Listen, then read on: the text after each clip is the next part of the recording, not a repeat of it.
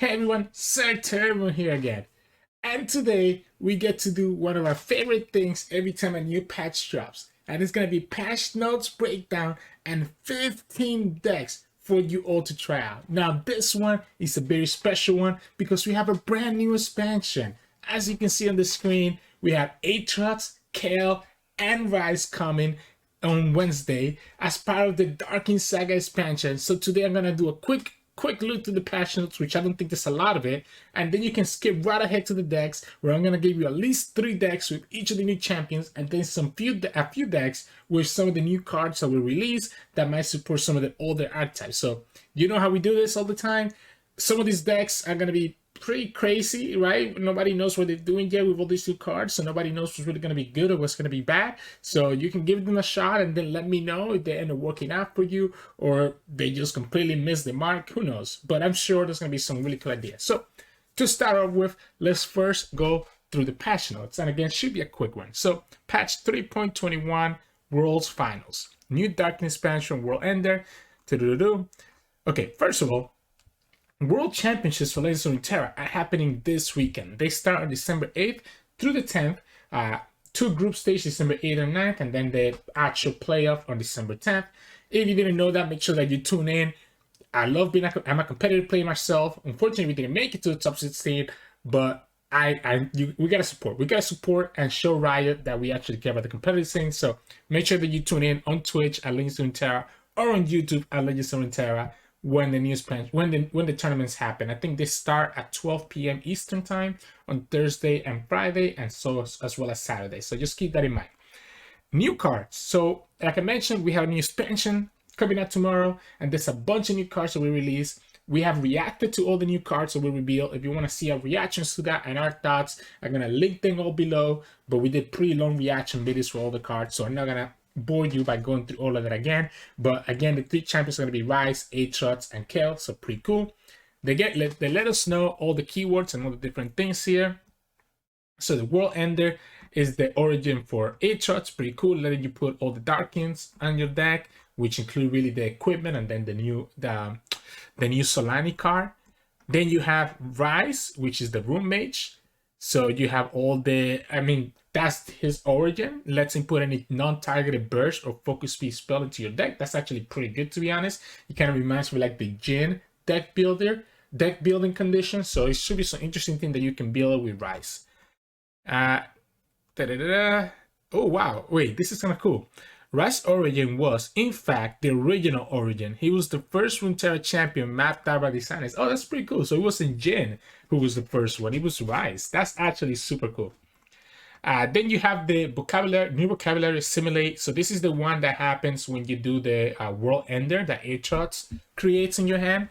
Transform allies equipped with Darkin equipment into the Darkin uniform. So if you have an ally, let's say like an Omen Hawk that has a Darkin harpoon attached to it, when you play the World Ender card, which assimilates, then that little Omen Hawk will turn into your big Evelynn, and it still keep the Darkin harpoon attached to it, which is pretty cool. And if they're champions, so in this case, if they're Kayn or Varus, then they will just level up. Obviously, Aatrox also levels up, but Aatrox levels up the moment that you use the World Ender anyways. So pretty cool there. Then we have Empower with Kayle, which just means that the unit has the Empower effect when he actually has that power. So if it's Empower 3, it needs to have at least 3 power, and then it gets that effect. So another pretty cool keyword there. Our Perfect Champions also gets an update, gets a bunch of new champions. Cool. Don't really play Perfect Champions. It's nice. It's really nice. For those of you who enjoy it, I just haven't found a lot of enjoyment out of it. Bloodborne event. So we get a new event with this as well. Ooh, I can't really see the. Okay, so it's like the corrupted Blood Woman. Okay, so this is the corrupted ascendant. So it looks like it's Seraph, Renekton, Nasus, and a Seer. And then you have some new emotes. Oh my god, that Aatrox one looks funny. The Renekton one looks amazing. We'll probably see them further below. And then an additional skin here. So Solani's corruption has seeped into the minds of the ancient Shurima ascended. Man, the whole Solani backstory is so cool. I cannot wait for us to get for us to do like a raid against Solani in the Riot MMO in the future. But yeah, there we go. Some purification. Here we go. So we have a corrupted Seraph. So corrupt the Seraph. Cool, cool, cool. I like the fact that we have so much space here. Like in the background, like it's pretty cool. So corrupt the Seraph skin. Then you have corrupt the Nasus. And I'm guessing these are gonna be part of the pass, or the battle pass. Oh, it has 3 heads. Look at that, cool. Corrupted Seer. Looks pretty basic. The Seer one always looks a little bit boring. Although that one looks pretty cool there, here. The level 3 form. Oh yeah, because, wait, we haven't been looking at the level 3. We just ignored the level 3. Oh my goodness, this Nasus level 3 looks amazing. I forgot about the level 3. I forgot that this Ascend, they have a level 3 form. Oh, this one actually gets its own level up. Do we see it? Okay, 23 seconds. We can look at it. Wait, does he get 2 level ups since he's Ascended as well? He cracked the Sun Disc. And then he goes again. Whoa. Alright, this is dope. That's dope. That's dope. Corrupt the Renekton. Looks very basic here. Looks very basic. Renekton is probably... Oh, well, he has his own level up too. Why does the worst one have his own level up? So that's level 2. And then level 3. Fighting Nasus. Oh, destroying Nasus. Sorry, that's not a fight. That's a slaughter. So, Carbacks. I see a Carback. Nasus Carback. Renekton Carback. Seraph. Cool. Ooh, this is an interesting World Championship 2022. Does everybody get this Carback or just people that play? Then you have the emotes. You have Aatrox. The Aatrox one, I like it. You have Renekton. I think the Renekton one is the best one. Look at this. This is beautiful. Ryze. That's okay. Kayle. That's okay. Okay, this one is top tier. This one is top tier and should be in everybody's emote. But anyways, Poro. That's alright. Then you have the avatars, cool. And this is the icons from this past season. The master one looks pretty nice. Then you have a bundle that contains all the skins. World bundle free. Is this time of year? Should you spring everything? Okay, so this is the world bundle right here. Then you have a deck bundle. Champions deck bundle. We have something Saturday. Celebrates things in territory with about attending some of the most compelling decks played during World Top Say, created by the design. Along with the decks, this bundle comes with an exclusive card back, emote, and player icon. Oh, so you have to actually buy this bundle? Huh. This bundle is set to go live the week after the World Championship, so keep your eyes open. Okay, so it's gonna be a bundle with like the decks that were played the most at World. I think that's kind of cool. That's kind of cool. Alright, now we actually get actual patch notes changes. And that's going to be the student search goes from 5-5 to 4-4. So that's because of the Team of Zoe deck. I think I don't even care about this because I think with the Kayle support cards, I think we're going to remove this out of the deck anyways. Because you're going to want to hand buff some of your losers instead using some of the Kayle support cards, as you've seen some of the in one of the decks that we're going to recommend later in this video. When Kayn is leveled up via Aatrox World Ender spell, he will automatically become Raz. So that's good to keep in mind. So the Shadow Assassin is not technically a Darkin. Okay. If a Naka summons another Naka, the summoning Naka attack effect will trigger again and summon another follower. That's amazing. So the Naka into a Naka chain can happen. When an empowered unit falls below the necessary power value via other effects, it will lose empower effect. That makes sense. Cards like Rummage, which have you target to discard, can be included in decks. Okay, so cards that target for discard cannot work with Ryze. Good to know. Non-Darkin champions are not transformed into their equipped Darkin weapons when assimilated. And that's what I talked about. Oh, sorry, no, this is totally different. That if you have a non-Darkin champion, it won't get transformed. Okay, so the assimilation won't work on champions, it's only on followers. Makes sense. Master G is not actually going to apply the buff everywhere. That was a big buff, a big nerf, a big bug that was affecting Master G. So I'm excited to try G one more time. Where equipment was okay, whatever. Only light will now no longer fizzle when its target is silenced or leaves the field. That's good. That's a really good change as well. fit some BO stuff, address some mine. Okay, so that's all it is. This is the only balance change. I think it's a big deal, but not as big as I think there's some cards that can be easily replaced in that deck for that. But let's actually jump to what you're all here for. Let's jump to what you're all here for and actually start with some of my deck recommendations. So to start off with, we definitely have to start with Ryze. So the first deck I wanted to showcase to you all is going to be Mono Ryze. Now this is going to be Ryze with just Shurima.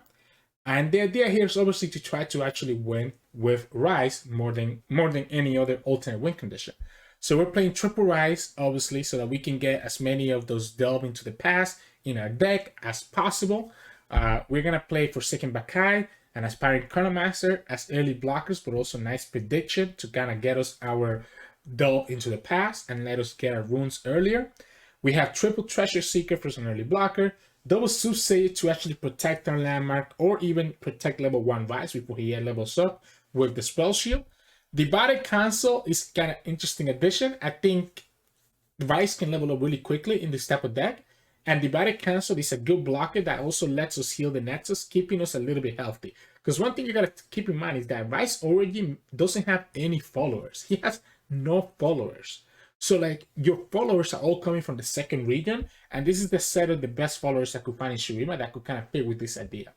Then we have a bunch of spells. As we know, Ryze can use Old Tailstone, so we're going to play both the Piltovian and the Three Sisters. This giving us the freezes, and this obviously gives us Aftershock to beat all the Ryze or leaves us on extra draw.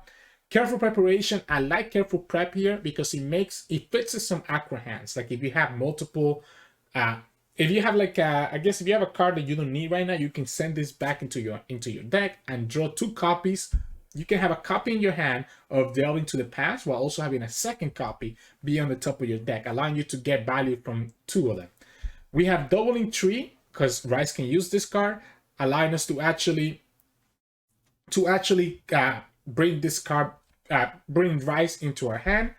Then you have Time Trick to allow us to actually draw and predict, potentially getting us to draw the Delve into the Past. Double Quicksand for some survivability. We are gonna play Rite of Arcane.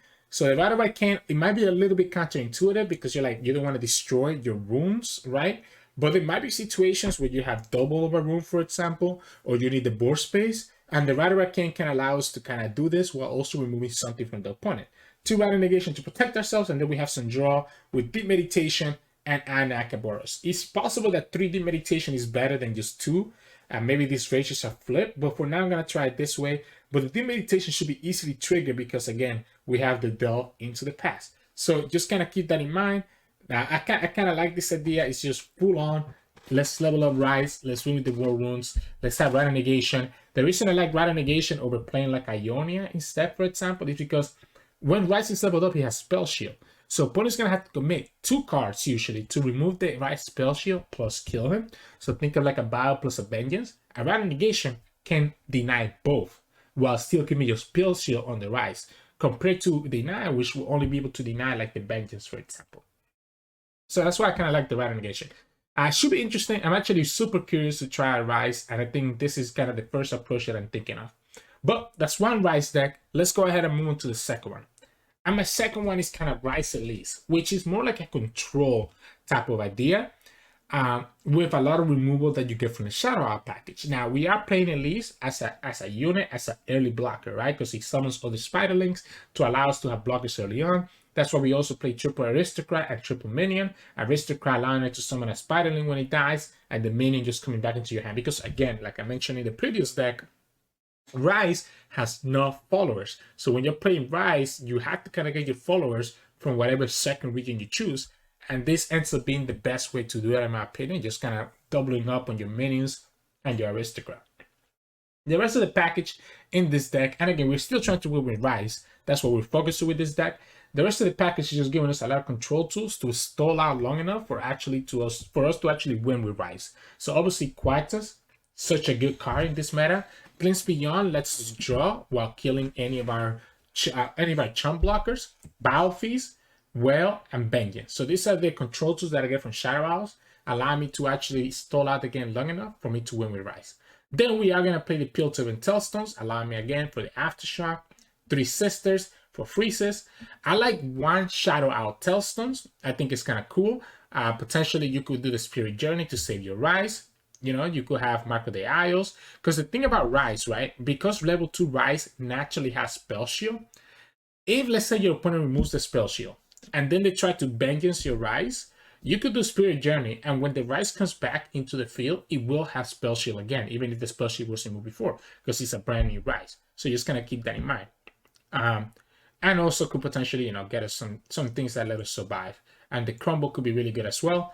Tantric, Deep Meditation, and Anakaboros. Honestly, to be completely honest with you, I think this core of Tantric, Deep Meditation, and Anakaboros is a staple on Ryze decks. I think all of these cards are just so good at advancing your Ryze win condition that you're going to see them in most Ryze decks. So that's why I kind of end up playing this as well. Again, this is a little bit of a slower version of the this has less protection than the Shurima because you don't have Random Negation, and you also don't have the Predict. So it's a little bit more awkward to get your delve into the past, but it's a little bit better because you're able to control and stop the opponent's game plan on whatever they want to do. So also interested in trying this one out. And then the third Ryze deck that I have for you all today is taking advantage of Ryze Origin, letting us play all these draw cards and combining it with Twisted Fate so that we have the win condition of either Ryze or a leveled up Twisted Fate. So this deck is kind of like turbo leveling Twisted Fate because we can play Anakaboros, Deep Meditation, and Whisper Words, and Time Trick all on the same deck. We even having 3 here, right? So we have so much draw with this deck that Twisted Fate could potentially just level up like this. Because we have so much draw, I am playing one Darkin Harpoon. Obviously, Ibaros could become an alternate win condition. We do need to have some early blockers, so we're playing Jagged Butcher, Pool Shark, early blocker, as well as getting us to draw, and then Fortune Croaker for even more draw as well as early blockers. And I'm gonna experiment a little bit here with Slotbot. We have so much draw that it's a good chance that Slotbot could become really, really big. And it becomes a really good blocker for the opponent to have to deal with because obviously Slotbot ends up having a lot of health depending on how much draw you have. Then, like I mentioned, like we saw in the last deck, I kind of have the staple of these 5 Tailstones. So 2 Piltovian, 2 Three Sisters, and 1 Shadow Owls. For the same reasons that we spoke about, the Shadow Owl Spirit Journey could be really good in this type of deck. The Piltovian Tailstones for the Aftershock for the most part, but Progress Day doesn't hurt. And then the 3 Sisters, obviously for the Freeze, Fury of the North, or the Intune. 2 in 3 lets us always get one of our win conditions, which is Ryze or Twisted Fate, while also counting as a draw that could level up Twisted Fate in certain situations. 3 Heavy Metal is just premium in this meta where you're gonna have a lot of equipment, and then we have all the draw that we just talked about. Like all this draw is kind of crazy, especially Deep Meditation with Twisted Fate is kind of nuts. And remember, one of the rune stones also draws, so you have even more draw there as well. Especially as you continuously keep triggering that one over and over again. I'm actually super excited to try this one out as well because it's not just all in on Ryze. It has the potential of Twisted Fate just getting so much value that he gets out of control and lets us stall out long enough. So really, really cool version. So those are my 3 ideas with Ryze at the moment. I actually think he's a lot harder to build around than I thought. And I'm really curious to see what people are going to end up trying with. So let's move on and talk about the next champion, which is going to be Aatrox. So with Aatrox, I also kind of had a hard time building around Aatrox because similar to Ryze, Aatrox has the same problem that Aatrox Origin doesn't really have any units aside from the new Solani, the new Aatrox. Instead, it just has all this Darkin equipment, which is cool, but you don't have any spells, you don't have any units, all you have is equipment from the second region. So you have to heavily rely on whatever your second region is to provide all of that. Now, what is a deck that was already doing really well in the meta that only really played a couple cards from the second region? Well, that was Vayne Quinn, right? If you think about Vayne Quinn, it really was just a full Demacia deck that just ended up playing 3 of the Darkin Harp and then like 2 or 3 Castaways. And that's it. He only played like 5 cards that were not Demacia. So the idea here is the same way. We're kind of playing almost the same exact list as the Vayne Quinn list, except that now we're replacing Quinn with Aatrox. And because we lose Quinn, we are going back up to 3 Blinding Assaults. And I also really don't want to lose the Darkin equipment. So instead of playing the Harpy, I'm actually going to play the Ranger Knight Defector instead. because the Radiant Deflector kind of still fulfills the same role as the Harpy, while not destroying the equipment if the Deflector ends up dying. Because we want Aatrox to level up and allows us to summon our equipment, our Darkin, by with their cost reduced. Because remember, level up Aatrox reduces your Darkin cost by 5. So if you're able to level up Aatrox in this deck, then now your Anaka, your Staratu, and your Yoral will cost 5 less, which is huge. Now you can see here that we're kind of playing the same equipment as the main Queen deck, which is Darkin Aegis and Darkin Harp, and we also add the Darkin Spear, which I think is really good in this deck because obviously this deck loves my units getting stronger. So if I can buff the top units of my deck, even better. And when we do get to summon Anaka, it can be pretty crazy because you can just summon some pretty good units from your deck and thin out your deck even more, especially if you can like get to summon another Anaka or get to summon an Estiratu for free, because Anaka will summon all the Darkin equipment as their unit form. So if you, for example, you have a Darkin Harp on the top of your deck when you attack with Anaka, then it's gonna summon the Istaratu, which is then gonna draw you those extra 2 cards that will reducing cost. It can be pretty nutty. So it's just a basic mid-range deck, again, similar to Quinn. We still get to play the Darkin Harp, even though we're not in PNC because of the Aatrox origin. Instead, it's just that we have a more stabilizing approach here with Aatrox letting us heal and giving us an alternate win condition with the Aatrox level up with the World Ender. It's also pretty cool because of the World Ender, it means that if we have some of these units that stay alive on the field, we can actually convert them into their Darkin versions, right? So can you imagine how much value it is if you have like a little flip for the tracker with a Darkin Harp and then you get to transform it into Istaratu? It's kind of nuts. So that I kind of like this approach. And we're actually trying out 1 champion strength as well so that we can potentially finish up some games. It kind of works as a pseudo rally as well. So kind of cool version. But since we stole one of Vayne's parents and paired it with Aatrox, the next deck kind of does the same thing. This time around, is Kayn with Aatrox. So instead of Aatrox Vayne, we get rid of the Vayne and now we do now we go for Vayne instead, which is kind of playing more like a Vayne Kayn type of deck. I feel like I just tongue twisted and said the wrong thing, but whatever. It's Kayn Aatrox, right? Kayn Aatrox is gonna play kind of similarly to your Vayne Kayn decks that you have seen kind of popping up, where we're going with the Blooming Cultist and the Buru Cultist, which kind of push a lot of damage. Instead, obviously, we lose access to all the Demacia tools and we lose access to the whole tumble from the Vayne. Instead, we're playing a lot more equipment like the Bloodletters and again the Darkin Spears. First of all, you're gonna see this. I'm in love with the Darkin Spear. I think Anaka is gonna be really good. Maybe it's just me, but I think she's gonna be really good. We'll see. Her only weakness is the fact that she's in Freljord. If she was in any other region, this guy would be OP in my opinion. But anyways, so it's the same idea here, right? Where you're dropping your Blooming Cultists, you're dropping any other one of your cultists, and just putting equipment on them and just attacking that way. That way you start getting your World Ender to be more reduced, and then eventually you're transforming all your units to your big Darkin, kind of winning the game through Aatrox or Kayn. Another fun thing here is that even though we lose access to the Tumble, our Kayn will actually level up if we ever get to play World Ender, even if the Kayn doesn't get to strike at all. So it's kind of cool. It will automatically turn to Ryze. Then we have obviously the spells, Momentous Choice, Furious Wilder, Unforgiving Call, and 1 Resurrection to keep our units alive. And we even playing 1 Solani just in case, right? Ideally, all our units are always getting buffed by our equipment. So it's a chance that Solani might get big enough to actually just win the game. Obviously, Kayn and Aatrox themselves both automatically pretty much get buffed up when they attack. So it's just more value for Solani to eventually come down and just win the game on the spot. Should be interesting as well. It's kind of like another mid-range type of version of the deck. It's kind of cool because this is a deck that's made up entirely of Runeterra champions and Runeterra cards.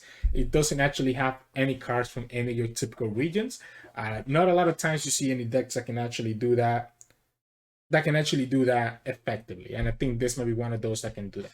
You're winning through Aatrox, you're winning through Solani, or you're winning through just your Darkin, just getting a lot of value. So just keep that in mind. Also, the combo of Anaka into Solani can be pretty nasty if the opponent is not careful with it. Then let's go to another Aatrox deck, and this one is more like Aatrox Akshan. So the idea with Aatrox Akshan is that obviously action, the equipment counts as a self-target. So as you keep playing the equipment on your units and like cycling them, you get to advance the action landmark, etc., etc., and you get to trigger action level 1 and then action level 2. The landmark just gives you a lot of value and that's a lot of consistency. Obviously, we're in Shurima now, so we can play a lot of the Shurima cards. So that's where you end up seeing the Forsaken Bakai, which is amazing because you have so many Darkin equipment. We might be playing a little bit too many equipments here, to be honest. We are playing 10 total. That's probably too much. But I want to make sure that I always have an equipment that I can swap around with action to get the Warlord's Palace advance and the Warlord's Horde advance as soon as possible. I also don't mind having the extra equipment because, again, this equipment is going to turn into units eventually and could potentially be the way that we win the game with Aatrox and the World Ender to assimilate all our units into the actual versions of the Darkin. Forsaken Bakai has a good chance of always hitting a Darkin equipment, making it a 3/2 for 1 mana. Treasure Seeker, an early blocker with the Walking Sands, Aspiring Chronomancer to predict into our Aatrox or any of our other stuff, action as well. Merciless Hunter for some value, Vagabond, another way to get Warlord's Palace, and then 1 Solani for that potential alternate win condition because we have a lot of equipment that's going to be buffing up our units even when our units die. Then for our spells, is the only weakness of this deck, doesn't have a lot of spells, so all we have is Desert Duel and Rider Negation. Rider Negation to protect ourselves and Desert Duel to remove the opponent's key units. But we do play some other landmarks. We're playing 2 Perseverium for some draw, in addition to obviously the landmark. And then we play 1 Altar of Blood. And this one is just me kind of memeing around and trying it out. But technically, this reduces the cost of the next Darkin unit you play by 1. So it could technically reduce the cost of Aatrox or the cost of any of our units here by 1, and if you slay enough units, you could potentially cheat out a pretty big unit with any one of these. Now, our equipment breakdown here is pretty simple. We are going to go Darkin Bloodletters, 3 of them because they're the cheapest ones for us to cycle with action, and because Solani can be pretty good, right? This version of Solani can be pretty good at finishing games because of the overwhelm. 2 Darkin Ages because it's probably one of the best equipment out there, Darkin equipment, but I also feel like Anaka is just as good, so that's why we go 2 and 2 with Anaka and Darkin Ages. Then we are playing 1 Darkin Heart just for the Staratu. I care more about the Darkin Heart, the Harpoon, and the Lodestone more because of their units than I do the actual equipment. But a potential of getting Staratu, Ibarus, or Horasi to kind of finish up some games seems really interesting to me. So this deck should be interesting, could potentially do well, but we won't know until we actually get to try it out tomorrow in the expansion. My concern again is the fact that we almost have no spell, so we have no way to react to the opponent. We have really 1 game plan, and if our game plan doesn't really work out, then it can be a struggle for us. So yeah, so that's it for the 3 Aatrox decks that I have for you all today. Let's move on to the last champion of the expansion, which is going to be Kayle. Now, I had a hard time kind of deck building with Kayle, to be honest. I feel like she's very cool, but I think she's not as good as I initially thought in my reaction video, right? I think she's very hard to build around, and to actually get her to that level, to that threshold where she has double attack and overwhelm, right? You want to use her as a finisher, but it is tough to get her to that 60 point because you have to kind of build a deck around units that can attack with buffed attack so that the Kayle can start coming. Because remember, the Kayle has 1 attack for each time an ally attack with increased power. So if you're not able to buff your early allies enough, then you're not going to be able to get a lot of value from Kayle later into the game. So let's take a look at what I ended up going here first. And this one is going to be more of a copium list, right? Because this one is playing Ornn. But I figure it's kind of cool to give this a shot because Freljord gives us access to a lot of things that lets us buff our units early to potentially start stacking the Kayle stacks, right? So Kayle always is going to be our main win condition here. We want to be able to get this Kayle up in power and then be able to just win with a double attack and overwhelm. But Ornn can also be an alternate win condition that the opponent has to watch out for because of the Ornn's level of condition summoning the Ram. We are playing doubles Ornn Forge, allowing us to early buff our equipment and our units so they can start counting more towards Kayle. So that's why we do this here, giving power and health for our units. We have 5 equipment that we're playing that is main deck, and that's going to be triple Darkin Lodestone and double Darkin Spear. Again, I really love Darkin Spear. I think it's actually really good. The only reason that we're only at 2 instead of 3 is because the Darkin Spear doesn't have any power, so it doesn't actually buff your kill. However, it's buffing the top units of your deck, which then when they attack are helping you buff level up your kill. And if you're able to forge the Darkin Spear, then the Darkin Spear itself will count towards advancing your win condition. And then obviously the Lodestone is just so good as a target card. It can count as 2 towards the kill level up condition, because the unit that has the Darkin Lodestone is attacking with an extra power, and whatever unit you buff is also attacking with an extra power. Our units are going to be a lot of cheap units that we can buff. So the Divine Cleric, I think, is actually super low-key and could be a really great way to stall out a lot of games, especially with a deck like this that can actually buff the Cleric to be really strong between the Omen Hawk, the Darkin Spear, etc. So I really like this. Triple Omen Hawk buffs our early units. Asmus does the same thing because of the Shine and the +1/+1. Artisan gives us access to Talent Dedication. Adept Weaponsmith is a good blocker and also lets us forge an ally. Wandering Shepherd for an additional 2 equipment. Same thing with the Combat Kit, gives us another 3 equipment. We do want to have a lot of equipment because we are playing Ornn and we are playing a lot of Forge cards. So I think this 5 here and 5 here between units should be good enough. 1 Solani for an alternate win condition. That's why we're only playing 2 Ornn, because instead of playing 3 Ornn, we're gonna play 1 Solani in place of the Ornn. As an alternate way to win the game, because obviously if Solani gets to that point, then she can just take over if the opponent's not able to stop her. Double 3 Sisters to kind of defend ourselves. Pale Cascade for some draw, as well as buffing our units. 1 Expand Protection to protect our Ornn or our kill against like a Vengeance. 2 Unforgiving Cold for freezes, and then 1 Divine's Judgment, kind of similar as the Expanse Protection, but in a cooler way. That way, the Divine Judgment doesn't get punished by the opponent having a way to remove the spell shield. So this card, I only play 1 of. Obviously, this is used when you really, really want to just completely finish up the game, right? That's when you got Divine Judgment. Could be cool. Who knows? We'll have to see. A little bit of a coping list, but again, it's trying to focus on leveling up with Kayle Ornn. So I think it could actually be pretty good on how this ends up working out. Just because of the Forge can make your units become really strong. It is very vulnerable to like direct removal, so that's the only thing you gotta be careful about. Then let's go ahead to the next scale deck. And this one is going to be kind of similar to the Aatrox Akshan deck that I showcased a few decks ago. Instead, this time is going to be Kayle Akshan. So again, Akshan is kind of the go-to champion if you want to just get a lot of like consistency to your deck. And I don't think that has changed even with the Akshan nerf that happened recently. So this is kind of playing like the Akshan Pantheon list that you might have seen in the past. Instead that now we're playing Kayle instead of Pantheon. And we have Double Perseverium, Bloodletters, and Lodestone. Again, the idea is that you're able to put this equipment on the Akshan and be able to kind of just cycle through them to advance the Warlord's Palace really quickly. And both of these equipment are buffing up the units, allowing them to progress towards the Kayle condition. We have Forsaken Bakai and Saga Seeker as a 1-drop, so we want to target with these Bloodletters or Lodestone early on. Especially the Saga Seeker could get out of hand really quickly if the opponent is not able to stop it. Double Mantan Go for the gems, giving us some value. Iula gives us the spell shield on the Kayle in central situations.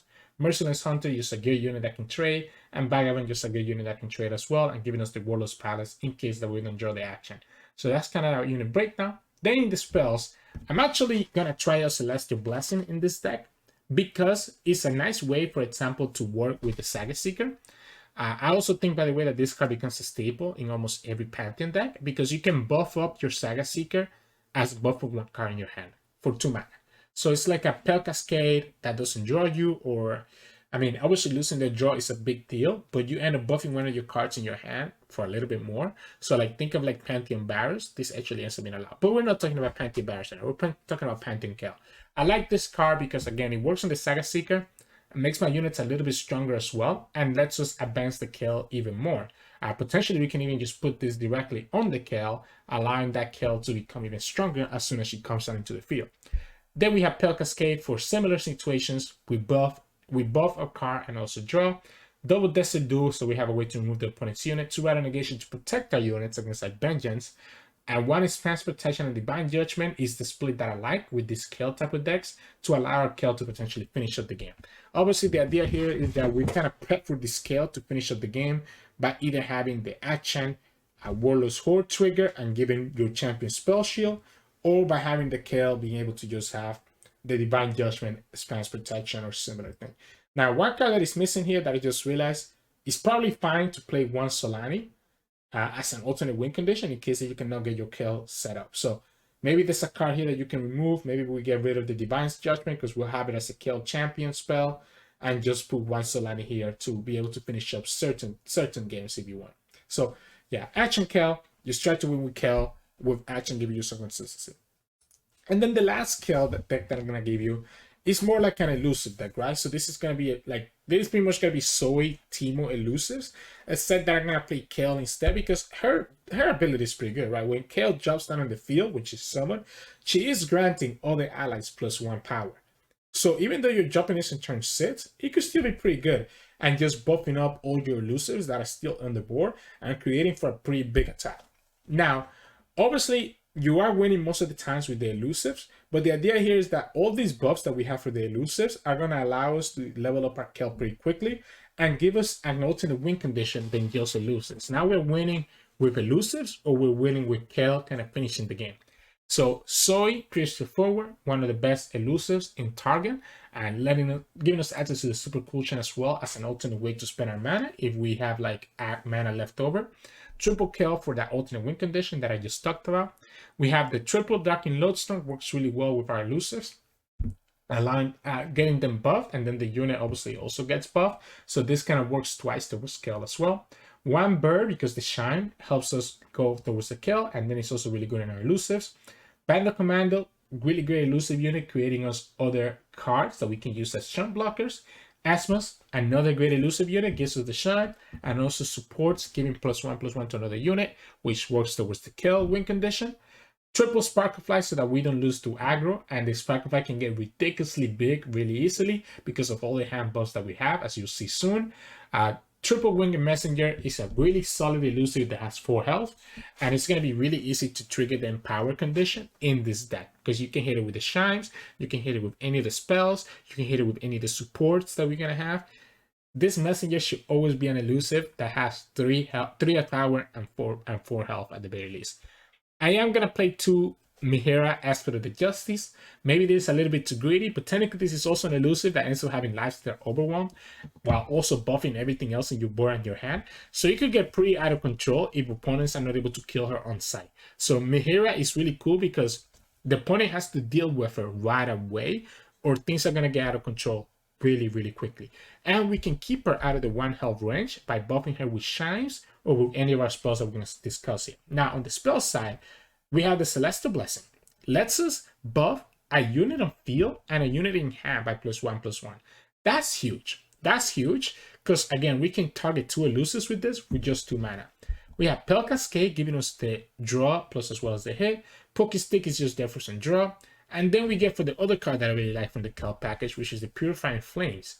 This is 4 mana. Grant an ally in hand 3/3 and another one +2/+2. You could technically just pass your first 2 turns and play this on turn 3 and then summon down a commando, for example, that's going to come down as a 4/5, for example, while still having another elusive in your hand that's going to be a +2/+2.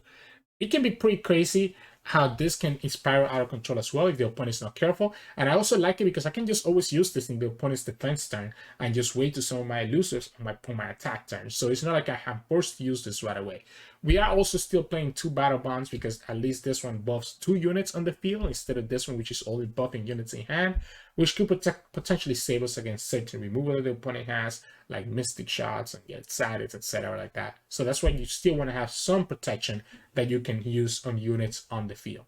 Obviously, losing the Sudden Surge is a big deal in this type of deck.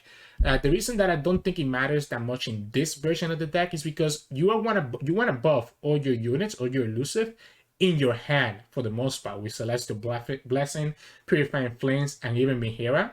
And the way that Sudden Surge works is that it grows your allies to 4/4 now, right? So, but if the ally is already on the field, it's like a 3/3 or a 4/4, then you don't get any benefit from Sudden Surge. So that's why I don't think it's that bad on this deck. So, should be interesting. Could be another elusive toxic deck. I'm really to try it out. And I really just want Mihira to work. And I think this is the one deck that it could work on really, really well. The fact that it's both elusive and lifesteal is also kind of cool. I don't think it's going to be very hard to get this to 5 power. It's going to be just a matter of making sure it has enough health, and that's why we have Purifying Flames, Battle Bonds, Celestial Blessing, etc. So that's it for Kayle. Now, for the last 6 decks that I have for you, it's going to be decks that maybe like older archetypes that kind of get a little bit of a boost because some of the new cards that were released in this expansion. Now, I'm going to start out with Champion Strength. You may have seen a lot of people in doing like new cards ratings, and almost everybody's rating this card pretty highly, and for good reason. Yeah, it costs 8 mana. Yes, it's slow, but it's giving everyone plus every ally +4/+4, and either letting you rally or giving the scout. That's huge. That is huge because it's like a much better for Demacia. And for Demacia was already so good at finishing a lot of games in searching Demacia board.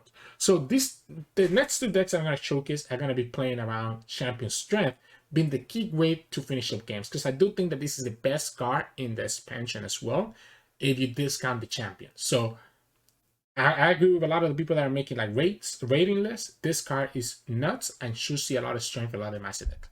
The first one is going to be a little bit of a copium Elites deck. So this is going to be Mono Demacia full-on Elites package. We have 2 cards that we added to this deck, and it's Champion Strength and obviously the trusty Ramhound, which is an elite that the first time you summon another elite, this gets +2/+2. So let's say that you play the Battlesmith, and then you play the Ramhound, and now the Ramhound comes down as a 2/2, and then you can play a Citra right after it, and now the Ramhound becomes a 4/4, and the Citra is 3/3, and that's already a lot of things that the opponent has to watch out for, because that's a lot of stats that they're gonna have to kind of deal with. Obviously, Garen ends up becoming really good in this board because you can just buff everything by +1/+1/+1, and you can potentially level up. That's why we are playing the double single combat. We have Citra as early units as well as the Ramhound that can synergize with the Battlesmith to let us go for like a really big board early on. Defender, I think is one of the best tool drops in this elite archetype. Surgeon for the Master lets us get an alternate win condition aside from just relying on Champion Strength.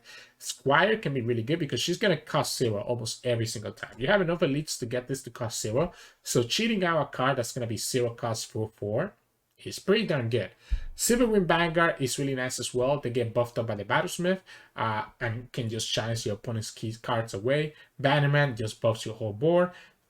First Blade, kind of similar role, is just a really big threat that the opponent has to deal with. Triple Citra for the Fearsome, so that we can actually finish up a lot of games, especially when combined with the Champion Strength. And then our spells are going to be double sharp side to have potentially protect our Battlesmith against like Mystic Shots, single combat to level up our Garen or get some good trades, Champion Strength for the finish, and then 1 for the Fallen in case they'll be running into like a pesky Ruination or something similar like that. So it's pretty cool. Whether this deck is going to be good or not, I'm not sure about it just yet, but we are going to put a lot of pressure. I can tell you right now that a lot of like, if for example, Ionia comes back into the meta or even Shadow Owls, they're going to struggle a lot dealing with this type of decks, especially because the Champion Strength makes it so easy for you to just finish the game in a single turn if the opponent is a little bit careless or taps out of certain answers like Deny or like Ruination, for example. So it could be interesting. The second version of a Champion Strength deck that I have is actually kind of synergizing Bandle City Fate package with Demacia. So again, ideally with this deck, you're having a really wide board and just doing Champion Strength to win the game there through Scout or the Rally, either one, because all units are going to be +4/+4. At the very least, you're going to force the opponent to have to trade their whole board, which is pretty crazy. The idea with this deck compared to the Elites deck is that we're summoning a lot of units that are really going to be really big because of Grandfather Fate and Hungry Owlcat. We have a lot of ways to generate Hungry Owlcats, and we're just kind of filling up the board, taking advantage of the discount between Gleaming Lantern and Bandle City Mayor so that we can fill up the board with cheap units that are discounted and save enough mana for like a Champion Strength to finish up the game. So think of like when this deck was really good, when this Tristana Poppy deck was really good, was because of Yodeling Arms, right? Now, Yodeling Arms is only a fraction of the cost, right? Yodeling Arms was 4 costs, but the usual combo was doing Yodeling Arms, follow up with a Rally. This does both into a single card. So this is like Yodeling Arms plus Rally combined into a single card. that makes this card really nuts for this archetype and kind of replaces both of them. And that's why I think that there's some potential here with this type of like swarm strategy using the Yodels and the Faes to go together. We are playing two Garens. I don't know if Garen is correct, but I like the fact that Garen can buff all my board by +1/+1. It's kind of cool, and potentially Garen can potentially level up as well. Tristana is there to buff our multi-region allies to make them even stronger. Teemo is kind of cool as a one-off. Because again, he works towards leveling up Tristana. He can become pretty big himself, and with champion strength as Scout Teemo that has +5/+5, it's kind of nuts. That's why the commando also we go to 3 commandos. Not only is she giving us the hungry Allcats, but with the champion strength, that's a big elusive that the opponent's gonna have to deal with. That's gonna just do 10 damage by herself. 1 Protoporo to level up the Tristana. Blast Concealing is there as a Fae that can get buffed up by Tristana as well and just gets discounted by the Gleaming Lantern.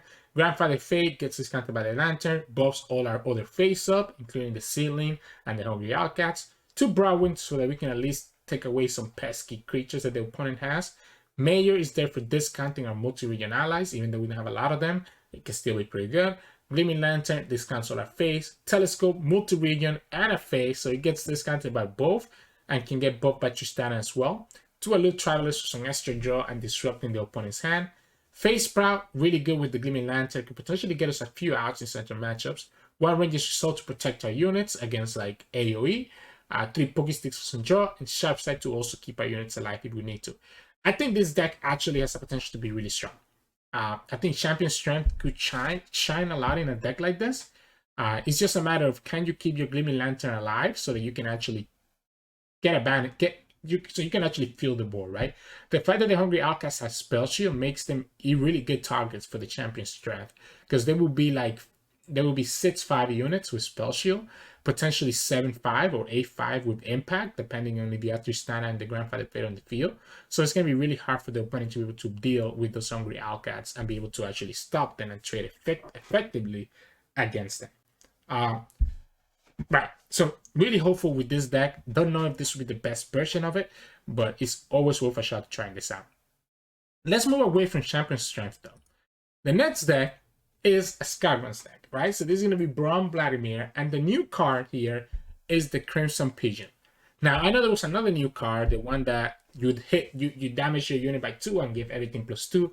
I don't think that card is that good in this archetype, but I think the Crimson Pigeon is really, really good. Now, this card has a support. First of all, it's a 1 mana 2/2 already, which is amazing. But then, when he supports, he deals 1 to the supported ally and grants itself +1/+1. So it goes up to a 3/3. It deals 1 to the unit that is supporting, which could be the Bone Scryer, the Disciple, the Curator, or even the Scarmo, the Brianna, to make them even stronger. And imagine if he has Scargrounds on the field, then that unit that gets hit by the Pigeon ends up getting triggered and going even further. You could also do it in the Braum, for example, etc. This card is nuts. I'm making this archetype a little bit more consistent, even when you don't draw your Vladimir or your Tarkas, for example. Now, with the list, we are running the Triple Spirits Unleashed, which I think is really good in this archetype now that this card got released, that this card got updated. It's very similar to the list that I showcased a few weeks ago when I played Vladimir Braum. Nothing really has changed. We made it a little bit more consistent. We are playing still 1 Scourge Herb. Maybe we can slow down those Ryze decks. Everything else is just a matter of AoE cards and just getting a lot of value from our Crimson cards, and obviously Scargrounds being a big deal. The good thing about this now is that even with our Scargrounds, you can still win a lot of games, because with Spirits Unleashed, your units can get really, really big and really annoying for the opponent to deal with. So it's not just Scargrounds. Spirits Unleashed can carry a lot of the matches with this deck. And then with the Crimson Pigeon, this is going to be a really annoying unit for opponents to deal with. Obviously, that's the Mystic Shard, but you're trading 1 mana for a Mystic Shard. So I also don't dislike it. Honestly, I don't know. This card is so good for this archetype. I think this card is so good. It reminds me of how much Bloodletters also did for this archetype. I'm kind of sad that they plan to rotate Vladimir now when they're introducing support cards that are this good. So yeah, so just keep that in mind. I think this could be a really good addition. Whether this deck is actually good or not, who knows? It still relies a lot on Scargrounds, so that's the only downside with this. So yeah, don't know how much else I can talk about this. Again, you can take a look on our previous video with this deck without the Pigeon, and you'll see how powerful it can be. Moving on, we're gonna have Fizz. Now, this Fizz Freljord deck is kind of building around the Darkin Spear. You all know already by now, if you've been watching this video from the start, how much I love the Darkin Spear. And I think it's just as good in this deck. I probably should zoom in a little bit here. I think it's just as good in this deck as in any other deck that I have showcased Darkin Spear, right? Because the idea here is that you're buffing up your Fizz or your Overwhelm units or your Elusive Sass Spray thing by +1/+1 with the Anaka. And then eventually you can just summon that Anaka as it is and potentially cheat out a big unit as well. So this idea is all about self-buffing your units and then try to finish it with a big Fizz or a big Overwhelm or a big Elusive with the Sap, right? So Omenhawk and Darkin Spear are just there to buff the top units of our deck. That's pretty straightforward. Once these units get buffed up, they're going to be really good targets for the rest. They're going to be really hard for the opponent to deal with and can start pushing a lot of damage. We have the Ruthless rated, really good Overwhelm, so any extra point of health is even better for her because she has Tough. Tough Speaker is also a really good Overwhelm unit, and then the Sap obviously becomes a really big elusive unit that can get hit by the Omenhawk and the Darkin Spear. Fizz is obviously the one that you want to hit for the most part, so just keep that in mind. If you got a really big Fizz, it's going to be almost impossible for the opponent to be able to stop it. We played Warning Shot as a way to protect our Fizz and as a way to also trigger the Share Spoil if we need to. But it's just a cheap 1-mana spell, again, to kind of keep our Fizz alive if needed. We have Double Three Sisters, just any, I guess, gives us a lot of options if we're running into trouble. Doubling 3 so that we can actually draw those Fizz. Inner Beast ends up being really good as well. You can give regen, you can give extra attack and health to the units, etc. Share Spoils buffs your units similar to Omenhawk and Darkin Spears and also draws you one of them.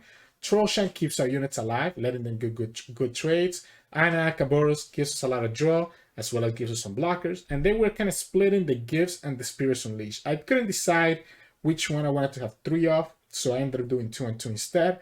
Gift of the Hard Blood is good because it heals your Nexus and gives all units in your deck +1/+1 and also gives you a draw.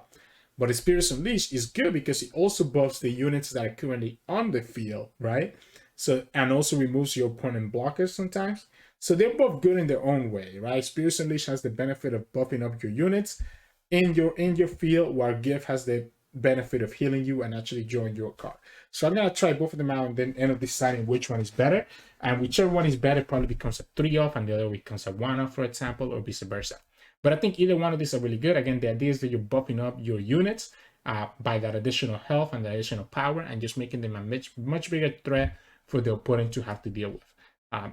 Could be interesting deck. Again, I think you're finishing games with either Elusive, Overwhelm, or then Anaka, just summoning those units instead. Because we don't have a lot of units in our deck, it's very easy for Anaka Shane to get going and bring you something good. The only low roll in this deck is when you hit all your stuff in like an Omenhawk, right? So that's the only time that it feels bad. But every other unit that you have is a good target for your deck buffs. So yeah. Then we have Kai'Sa and Evelynn. Now Kai'Sa and Evelynn is kind of like a meme deck currently, but the addition of Voidgate could potentially change that. One thing you have to realize is that the Husk, when the Husk dies, it counts towards Voidgate, right? So when your Husk dies from Evelynn, Soldier, etc., it gives the keyword that it has to the unit that you summon, but it also gives that keyword to 3 allies in your deck. So all of a sudden, you're gonna have a pretty big a deck that's gonna have a lot of units that are gonna have a lot of keywords, right? So this whole idea with this deck is gonna be a keyword soup where you're just trying to have all your units have will have a lot of keywords as you start drawing them, especially if you bring Kai'Sa or Evelynn down, etc. And it kind of keeps adding on to each other because as long as you have the Voidgate on the field, let's say that you use the Husk, right? And it has Elusive and it gives Elusive the 3 units in your deck. When you summon that Elusive unit, now when that Elusive unit dies, it's passing this Elusive to another 3 units in your deck, and so on and so forth. So it's kind of cycling in. It also works, by the way, when you summon an ally, right? So the Husk is giving the keyword when the Husk gets summoned, and also when the Husk dies. So a single husk is giving keywords to 6 units in your deck, which is nuts. So to kind of go along with that, obviously Kai'Sa is probably the best finisher, allowing us, Kai'Sa is going to be evolved pretty easily, and she's going to have a ton of keywords that allow her to kind of finish up the game. Evelynn is kind of cool as well as an alternate finisher. She's going to get really big really easily, and she's a continuous presence that gives us a lot of different husks and keywords. Then we have Persevering for some draw. The Boy Gate, we want to pick 3 of them, even if it's a little bit awkward because this is the heart and soul of our deck. Then we have to play a lot of units. We have to play a lot of units to actually take advantage of all the keywords that we're getting. Unfortunately, not a lot of these units actually take advantage of a lot of those keywords. And now I just realized that there's a card here that I'm missing. It's probably correct in this deck. Instead of playing the Board of Elimination, and maybe we have to cut on some of the units to actually play Scheme. The scout unit. You know what? Why don't we make that right now? Why don't we make that right now real quick? Let's have a quick intermission. Let's do the deck builder. Let's update this deck and show you guys the right one. I think the where is it? Yeah, we're gonna there we go, Steam. I think Steam is really good in this deck because Steam could potentially come down with a ton of keywords. It's also the only way that you can potentially get Scout on Kai'Sa. I think Steam is going to be really good here, and I don't know how I missed him earlier. Now, is 3 Steam correct, though? I think maybe just 2. Maybe Quicksand is a little bit greedy. Maybe we go something like this. Bakai, Boiling, Elder. I definitely want to keep the Boiling, right? Because the Boiling also gives the keyword to other cards in the deck. We have some draw, Void Gate, Desert Duel. I think the Quicksand is probably greedy. Yeah, you know, let's get rid of the Quicksand. We're never going to die, right? I think 2 Steam is correct instead of the Elimination. So let's start this all over again. So now we have the deck list here. So we're playing double Steam for the Scout, and potentially Steam could get buffed up by all the keywords that you use throughout the game, so that by the time that you draw Steam, he's already gonna have like Scout and a bunch of other keywords that then you can transfer over to Kai'Sa, or just have Steam become like a really big unit that the opponent has to deal with.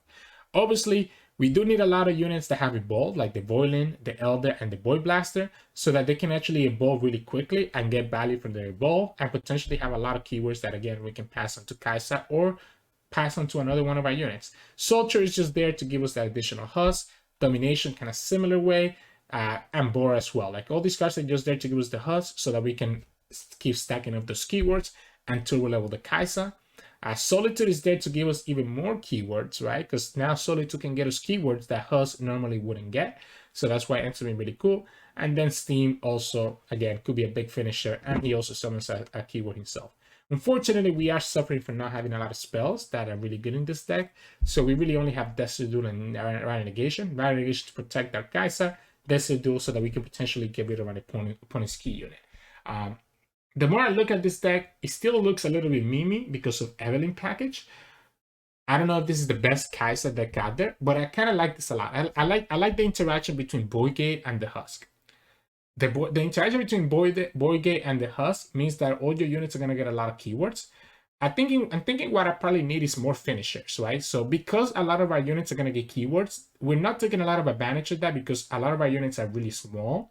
So maybe the correct play is actually to get rid of the Domination, for example, and instead play like the okay, are we gonna do this again? We're gonna do this again. Yeah, I think we're gonna do this again. I'm gonna make you guys. No, I don't wanna publicate this one. I'm gonna make you guys sit here as I fix this. I think we do need one more finisher, and the Rune Runner is probably the best finisher that we can think of here.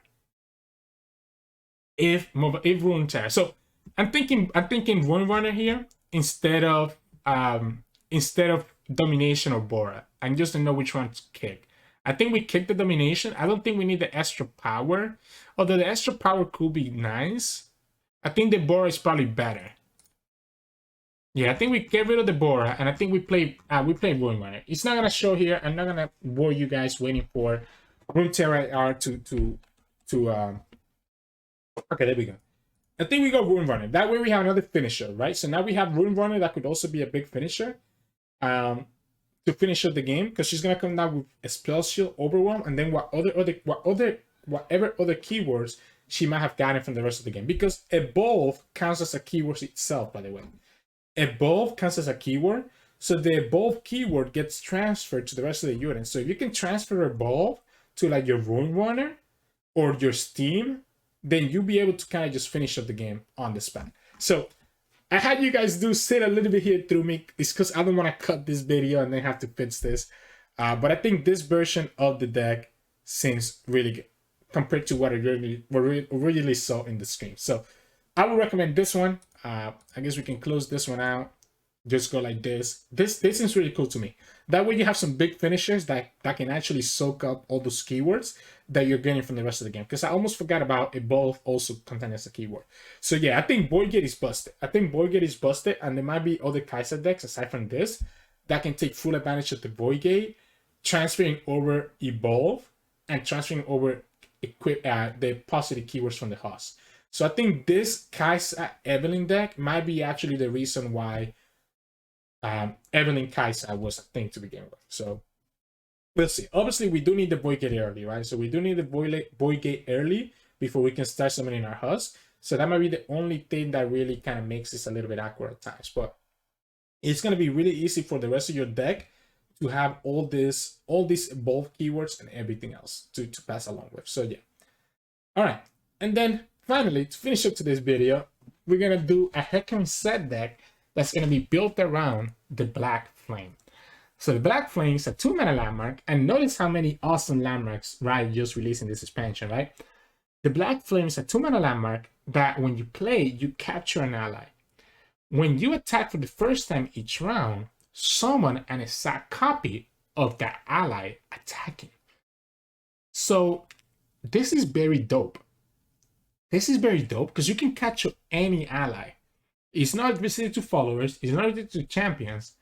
And now for the rest of the game, as long as that ally is captured by this landmark, you're going to summon an ephemeral copy of that ally attacking. Hecarim set has a lot of good targets for this. First of all, Set, right?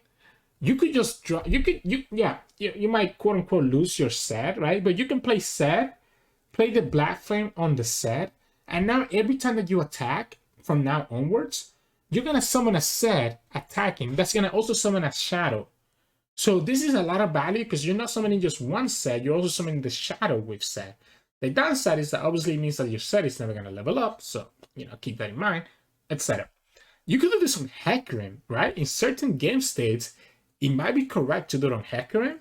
And now, same thing. When you attack and the Hecarim is captured, it means that your Hecarim is going to get summoned and also summon 2 Spectral Riders. So it becomes a 3 attacker. Now, I don't know how many times you have turns to actually do this on Hecarim, because Hecarim comes in a little bit late, but you never know. It could work because the rest of the deck can work towards this. For example, we are going to play Triple Oblivious Islander because there's a situation now where we could technically play Oblivious Islander on a Hecarim, for example, or play 2 of them on Hecarim, drop down Hecarim on turn 6, where we have 4 mana for Hecarim and 2 mana for Black Flame. And now, even though the Hecarim had Ephemeral, it's going to be stuck inside of the Black Flame for the rest of the game. So it doesn't matter that you gave it Ephemeral with Islander. You can do this combo with any other cards, for example. Shadow Apprentice is probably not a good hit with the Black Flame, but obviously the Shadow Apprentice is just here to push a lot of pressure. Shark Chariot is another fun one with the Black Flame, because it means that every time that you attack, you're creating a second Shark Chariot, a new Shark Chariot that's going to go into the graveyard. So by attacking like twice, if you capture a Shark Chariot here with the Black Flame, right? Now it means that every time you're creating a new Shark Chariot, and the Shark Chariot that you create is going to go to the graveyard. So then next time you attack, now you create another Shark Chariot, and the one that's in the graveyard comes out. So now you end up with 2, and it keeps adding up to the point where you're always going to have enough Shark Chariots in your graveyard to just win the game. Soul Shepherd is probably not a good target for it, but in certain situations it might end up being. But the good thing about Soul Shepherd is that because the Black Flame summons an ephemeral copy, that ephemeral copy also gets buffed by the Soul Shepherd.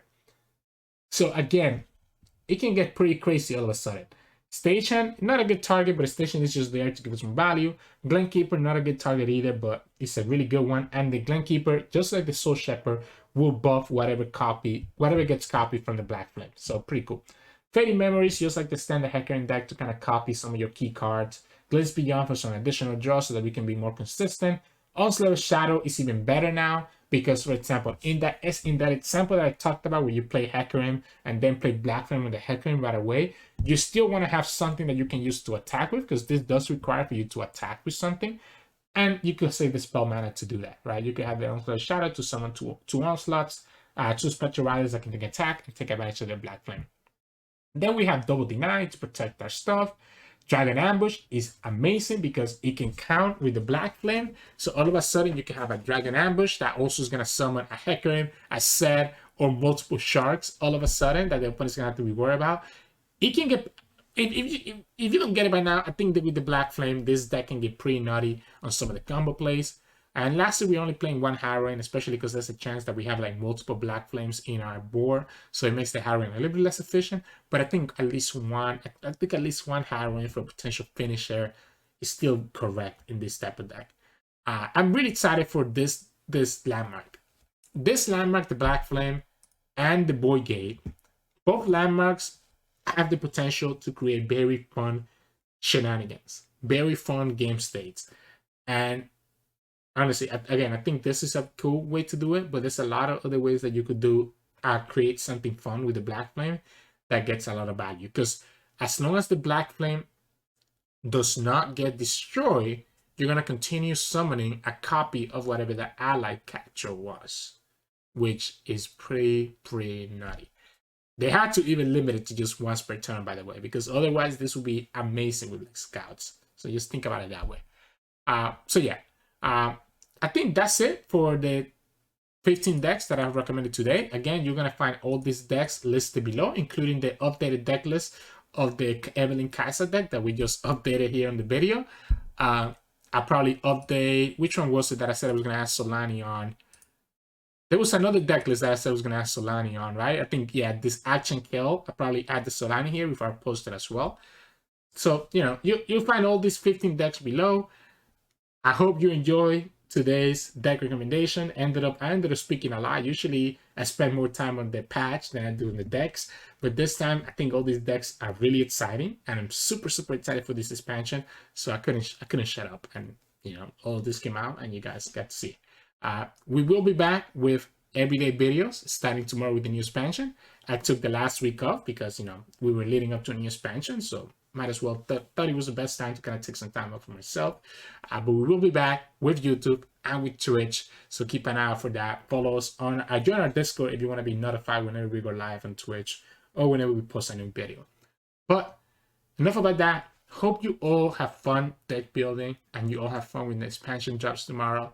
I don't know yet which champion I'm going to start with, but it's probably going to be Ryze. I can tell you that right now. I think I'm more excited with Ryze than anything else. But Kayle and Aatrox both also look really fun. So I'm probably going to do whichever one ends up working out. But honestly, these two decks also look really fun to me. I just want to make sure that I at least cover the new champions first before I try out this, guys. So we'll see. But enough rambling. Hope you enjoyed today's video. If you did, make sure to like this video below and subscribe to us. We post our videos every single day.